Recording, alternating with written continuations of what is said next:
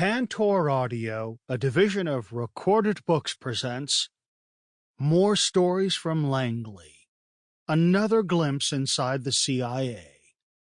Edited by Edward Mickolus. Narrated by Steve Menasche and Teri Schnaubelt. Introduction. After the publication of Stories from Langley, the contributing authors' families and friends inundated them with notes about how much they enjoyed having a published author/spy in their Rolodexes. The most entertaining anecdote came from contributor Hugh Pettis. Hi, Ed. I hope this tale brightens your holidays. Stories from Langley has made a hit in the Shenandoah Valley as follows. This past Monday afternoon, December 15th, 2014, I was being prepped for an emergency esophageal procedure. Lying flat on my back on the table while a surgical team bustled around the theater getting stuff ready. A young LPN equipment technician, Ryan by name, an RN surgical nurse, and one other RN and the anesthesiologist were setting up for the operation. Making conversation, he asked where I had worked for the USG before embarking on my academic post-retirement life. When I replied, CIA, Ryan almost flew to the ceiling like an overexcited Jack Russell Terrier. "Oh, wow," he exclaimed. "I am the biggest CIA buff. I have almost 500 books on or about the CIA and its mission. What did you do?" I replied of necessity, "I can't tell you, but a book, Stories from Langley, has just been published, and it will tell you what my work involved." Mind you, Ed, I was half groggy and about to go under the anesthetic. Ryan whipped out an iPad, tapped on it, and called out to the crew, "I have it right here." A few more taps, and he declared, "And here is Hugh Pettis." Much astonishment all around. They gathered around the table, and Ryan read aloud your neat bio on me as one of the contributors to the book's first-hand accounts. The gastroenterologist came in. They took in Ryan's reading and shared his excitement. "When did you start with the CIA?" Ryan then asked. "Early on," I managed to say, "incorporated by its OSS gang in 1949. Someone else, the surgical nurse perhaps, offered, "You must have a lot of secrets to share." "I do," I replied, and turning to the anesthesiologist, who was about to pump in my Happy Land juice, I added, "Be careful. If that stuff is sodium pentothal, truth serum, you all may end up in mortal danger." Ed, it was a great hit. I don't think Ryan has fully recovered yet from having a veteran CIA officer in sight, on hand and talking, one embedded in one of his 500 books about the agency. Just thought you'd like to know your book flies with excitement in Virginia's Shenandoah Valley. Hugh. Always good to know someone's reading your books. This volume opens the discussion to all of the agency's directorates, the major organizational units within the agency. The contributors worked in the agency from the 1950s through the 2010s, when there were usually 4 directorates. Some had careers that spanned several decades. Some became senior executives. Some still serve. Some toiled in one or several of the directorates. During most of that period, the directorates were as follows. Directorate of Intelligence, housing all source analysts, called for a few years the National Foreign Assessment Center, now called the Directorate of Analysis. Directorate of Science and Technology, whose scientists and engineers built tiny gadgets, giant rockets that delivered satellite collection systems, and anything in between. Directorate of Administration, sometimes called Directorate of Support, sometimes divided into mission support groups handling the day-to-day operation of a large organization. Directorate of Operations, sometimes called the National Clandestine Service, which housed those who collect intelligence, conduct counterintelligence operations, and run covert action programs. Under then-Director John Brennan, a fifth directorate, the Directorate for Digital Innovation, was added in 2015 to reflect a change in the operational/analytical environment facing intelligence. This book is designed to give those considering a career in the agency an idea of the spread of opportunities available. Watching movies or television shows and reading spy-fi novels would never lead one to think, I'm a librarian, I could work for the CIA. Yet, 2 of the memoirs in this volume are from professional librarians who made the agency their life's work. 2 public affairs officers also explain their contributions. Still others describe their roles as scientists, presidential briefers, managers, trainers, targeters, innovators, accountants, auditors, and logistics wizards. Others provide insights into life serving overseas, including some of the unexpected pressures. One chapter presents the results of numerous interviews about agency culture conducted by an academic researcher with agency officers. More Stories is also for the listener who wonders if all those movies, TV shows, and novels are accurate. In this book, you will get a better idea of what actually takes place in the halls of headquarters and in overseas postings, and how wide a range of specialties contribute to making Americans safer and help policymakers make better-informed decisions. More Stories salutes the lives of those who gave their lives in service to their country, as evidenced by the litany of stars on the CIA's memorial wall on the dedication page. Virtually every agency officer knows at least one of these brave officers. Not all of these heroes can be named. Even in death, their covers must be protected to safeguard the lives of their families and their assets, some of whom still provide assistance in understanding the inner workings of their governments and organizations. Finally, More Stories might just inspire 1 or 2 of you to think, I wonder what I could do with my specialty, and give a recruiter a call. Ed Mickolus, somewhere in northeastern Florida. 1. The Directorate of Intelligence. 1. Do your brother a favor. Apply to the CIA. Elizabeth Ahrens. The images of the CIA that you see in movies and read about in novels are of spies running through foreign capitals, chasing bad guys, and using high-tech gear to barely escape with their lives. Hollywood doesn't depict the other CIA, the one that consists of ordinary people, analysts, editors, graphic designers, and countless others who pack their lunches in Tupperware containers, sit in traffic, and vie for the best parking spaces. After a hard day's work, they pick up their kids at daycare and go home to cook dinner, do the laundry, and pay the bills. This kind of life may not be as exciting as spying, but it is equally valuable to our country, and it does have its memorable moments.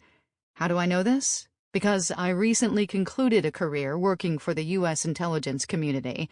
For nearly 25 years, I was one of the U.S. government's ordinary people.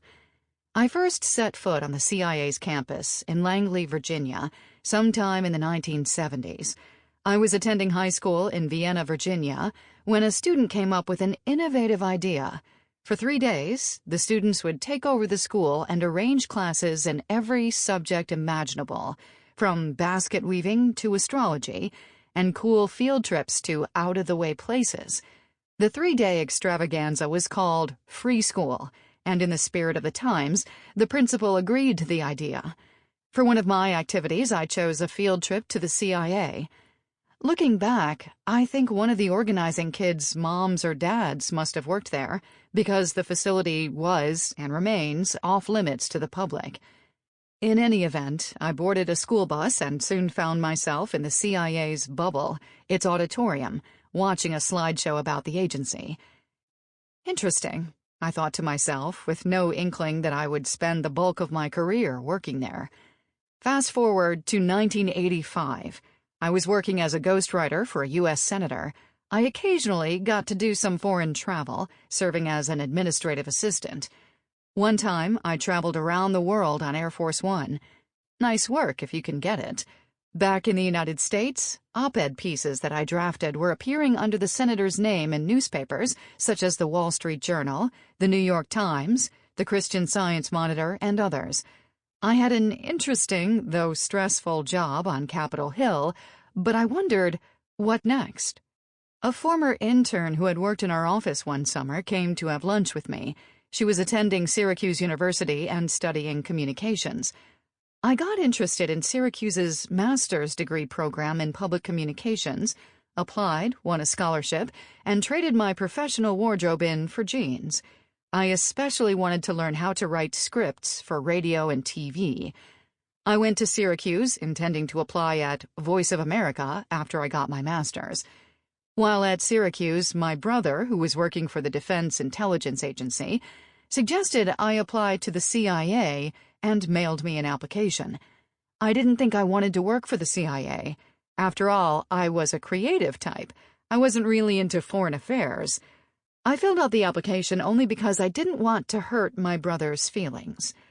When I was close to finishing my master's degree, I got a call from a manager at CIA. He said he would like to interview me for a scriptwriting position.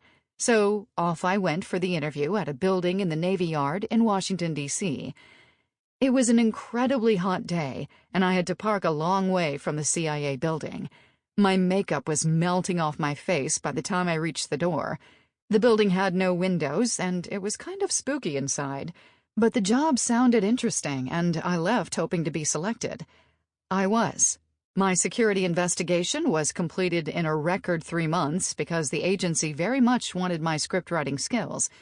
I began writing scripts for CIA intelligence videos and later became a branch chief. One video that my team and I produced required that we fly on the agency's private jet to a secret location called The Farm. I felt a little like James or Jane Bond boarding the plane. After a couple of years, again, I wondered, what next? I picked up my secure phone line and called the CIA's Office of Public Affairs to see whether it had any openings.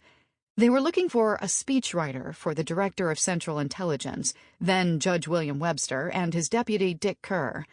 After applying and submitting several writing samples, I was hired. Judge Webster left the CIA after my first year.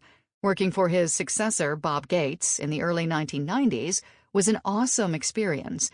The Berlin Wall had just come down, and it was a new era for the intelligence community. Threats had become more diffuse, and, as Gates used to say, there were more mysteries and fewer secrets.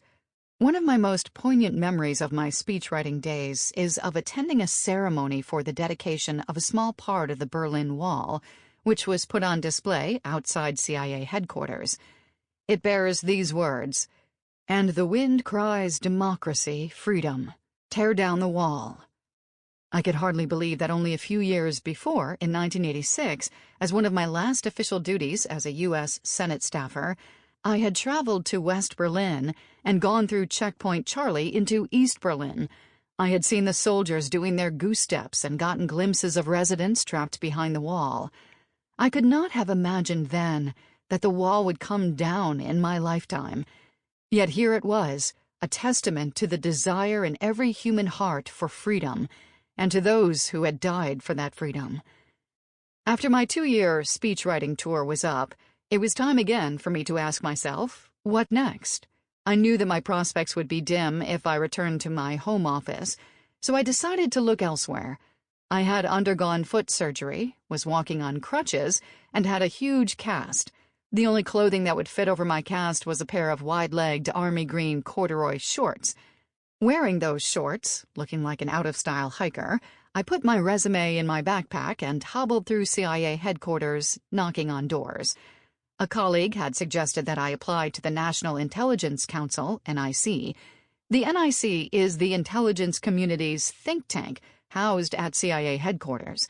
The director of the NIC's Analysis and Production Staff, APS, whose name was Phil, interviewed me. The interview consisted mostly of Phil telling me long, fascinating stories about his adventures overseas. I must have been a good listener because the NIC APS hired me. As a senior analyst for NIC APS, my job was to do analytic and editorial reviews of national intelligence estimates and other reports produced by the NIC. National intelligence estimates are the intelligence community's premier reports. They outline the views of all intelligence agencies on strategic issues for the President of the United States and senior policymakers. At first, I thought to myself, am I really qualified to do this job? What do I know about these issues? I soon realized that my relative ignorance was a strength. I was not expected to be an expert on subject X. Rather, I was to read the reports as an intelligent generalist reader and raise questions. Like patients coming into the emergency room, the reports that crossed my desk for review suffered from a variety of conditions. Some needed only a good antiseptic and a few carefully placed Band-Aids. Others needed major surgery and some new body parts. During my years at the NIC, I did everything from copy editing to reorganizing and sometimes totally revamping reports. I had the most fun with the ones that needed the most work. I was like a kid in a sandbox, rebuilding a castle that someone else had made. Too many turrets here, let's get rid of the 7 doors to the castle, you only need 1. And how about that statue by the pond? A bit ornate, isn't it? I'm sure that at times I was a thorn in writers' sides. I questioned the logic of their analysis, pressed them to define their terms, and picked at their language. I wanted every report I worked on to be the best that it could be. I worked on reports on every national security topic imaginable, from humanitarian emergencies and climate change to terrorism and WMD. I have the dubious distinction of having served as the editor of the now infamous 2002 National Intelligence Estimate on Iraq's WMD program. Working in the intelligence community gives you an insider's perspective that you can never, ever replicate out there, wherever there may be. I know the ins and outs of how the National Intelligence Estimate on Iraq's WMD was put together because I was there. I sat side by side with the analysts at the coordination meetings for that report and many others. At coordination meetings, the intelligence community's experts on a given subject discuss drafts line by line. I was blown away by the analysts' detailed knowledge. Sometimes coordination meetings would last for several days, sometimes they were contentious, and always they were fascinating. I got a free education that one could not get in any other venue. I know how the agency heads thought about critical issues because I was there, as a note-taker at National Intelligence Board meetings, the meetings where agency heads review and approve national intelligence estimates for publication. I listened to their discussions, aware that the reports being discussed would be read carefully by the President of the United States and senior policymakers. Of course, not every moment of my career was filled with knock-your-socks-off excitement. I spent many hours toiling in my cubicle. Plunk, plunk, plunk went my fingers on the keyboard as the years melted away, almost 20 of them at the NIC. Even on the tedious days, though, I felt that I was a valued member of the team and enjoyed bantering with my colleagues. Toward the latter part of my NIC career, as the new century dawned, I began to ask myself again, what next? This time, the answer came not from inside the CIA's hallowed halls, but from my own heart. I had been called to adopt a baby. I proceeded to do the paperwork and to prepare myself to walk the tightrope of single parenthood. Meanwhile, big changes were afoot in the intelligence community. The Office of the Director of National Intelligence opened on April 22, 2005. The same day, my daughter was born halfway around the world. Because the NIC is an IC organization, not exclusively a CIA entity, I was asked to convert to the Office of the Director of National Intelligence. I did so. In June 2006, I boarded a plane at Dulles Airport to bring my daughter home. My colleagues and my boss were incredibly supportive. I took 6 months off without pay to bond with my daughter. When I returned, I changed to a part-time schedule, and 6 years later in 2012, I retired. Today, I work a few hours per week for the NIC as a contractor. I am an editorial firefighter, one who is called upon to serve as needed. Occasionally, an unclassified project comes my way and I can work at home. My new life is full of American Girl dolls, playdates, and school projects. The other day, after dropping my daughter off at school, I sat down with a cup of tea, planning to spend the day tackling the laundry. The phone rang. A report had just arrived at NIC APS that needed some work, and the inboxes of the full-timers were overflowing. Could I come in? I quickly changed from my grungy-looking outfit, threw on some professional clothes and makeup, and headed to my car.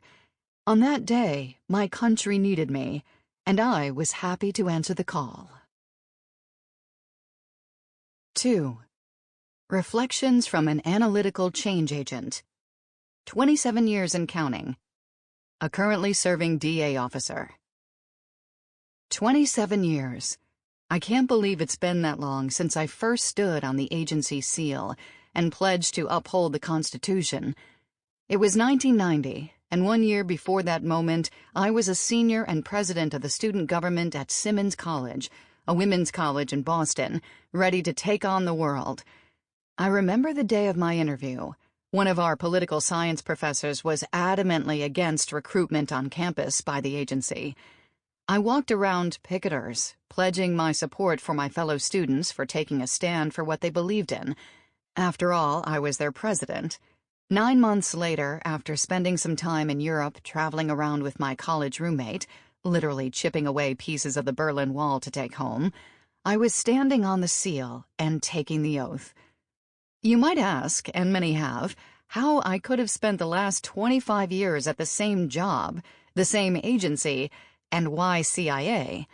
I would argue, as many have before me, that each job I've held at the agency has been a dramatically different experience, so it isn't actually accurate to say I've been at the same job. In addition, the agency itself has changed substantially over the years, both in its mission and in the general environment, so I'm also not sure it's accurate to say it's the same agency. Why CIA in the first place takes a little more explanation. I originally came to the agency because I got the travel bug during my junior year abroad in England and wanted to continue to travel. More importantly, however, I wanted to do something that had profound meaning. Too many of my friends at the time were going off to work in industries whose sole purpose was to make money. My college roommate and I both pledged that we were going to do something more meaningful, to give back.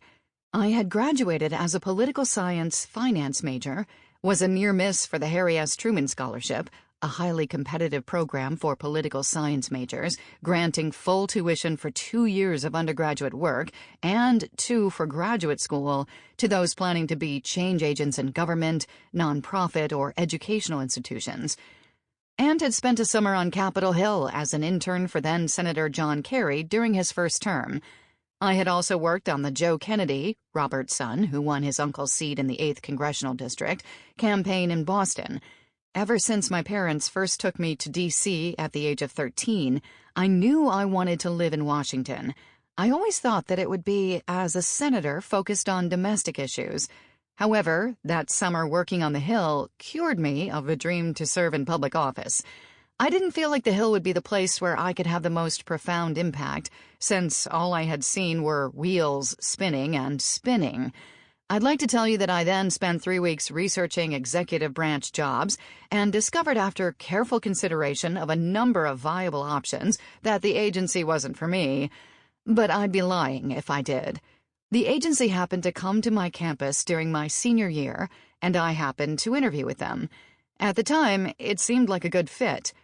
I'll try this for a few years, I thought to myself, and then move back to Boston. A few years turned into a few more, and before I knew it, I was standing in front of a room of my peers collecting my 25-year pin. Back to the beginning of my career story. After my first 2 years in the agency's Office of Financial Management, I said to my division chief at the time, I'd like to do something a little more analytical. She had spent time with Directorate of Intelligence, DI people overseas, so she referred me to someone there, and after a few informational interviews, I found myself working as a DI economic analyst. In the early 1990s, Eastern Europe was finally opening up to the rest of the world after betting on the wrong horse during the Cold War. What an exciting time it was to be there. I vividly remember one morning during my first month on the account, the agency term for the topics on which one works, the amazing feeling I had when I walked up to the folks editing the president's daily brief with my first Snowflake, a short but surprisingly difficult piece to write on a large mob riot over agricultural policies. What a rush it was to wake up the next day as a 24-year-old knowing the piece I had written the day before was going to be read by the President of the United States. You never forget that feeling. I still keep that piece in a binder in my office, and I carry it with me from job to job. A few years later, I was given the opportunity to brief President George H.W. Bush in Texas after he had left office. I remember arriving in Houston and going into a small office where the former president greeted me with a kind smile and changed his suit jacket to a cardigan sweater. Like Mr. Rogers, I thought to myself. He spent the first few minutes showing me photos of his children and grandchildren that he had in a photo album on his desk. He also showed me around his office, where he kept trinkets from the state trips he took as president. He didn't have his presidential library yet, so all those amazing items were stored around him in his private office. He had a story to tell for each one, and he was gracious and endearing as he relayed each story to me. After at least a half hour of what felt like visiting an old friend, we made our way over to the couch and I went through my briefing. He asked insightful questions, was so engaged, and had a great grasp of the material. After the briefing, I quietly asked my boss, who had come to Houston with me, if it would be okay to ask the former president for a photo. The president overheard and pulled out his own Polaroid camera, which he happened to keep in his desk, and asked my boss to take a photo of us. We had another one taken with my camera, which I framed. It's hanging in my home with a handwritten note the former president sent me a few weeks later that says, "Thanks for getting me smarter on South Asia." I keep the Polaroid on my desk. I later applied and was accepted for the U.S. Department of Agriculture's Women's Executive Leadership Program. This was like an executive MBA program for government employees. It involved shadowing assignments, senior interviews, and 1 to 2 month internships. The program was flexible, allowing each participant to design their own program. I chose to work in 2 private companies that year, one specializing in international consulting, and the other a large multinational. I did my 3rd internship in the Clinton White House working for the Special Assistant to the President for Economics, covering such things as China's accession to the World Trade Organization, the North Atlantic Free Trade Agreement, other trade and labor negotiations, and the President's trip to the Asia-Pacific Economic Cooperation meeting. Many times the White House was short-staffed, so I represented the White House at key meetings at the U.S. Trade Representative and the U.S. Department of Treasury, among other places. Although the agency had an economics presidential daily brief, we didn't have someone at the National Economic Council until I was assigned. I felt my presence there often prompted the economic principals to ask what I thought CIA's position was on this or that issue. It was great to have a voice at the table as things were transpiring. I was there just before President Clinton's 2nd term, and I extended my internship to see the transition through. The year 2001 was monumental for all of us. Each of us at the agency, and the United States in general, remembers exactly where we were when we heard about the second plane hitting the World Trade Center Twin Towers on September 11th and realized it was a terrorist attack. That day, and in the days that followed, all we wanted... Sample complete. Ready to continue?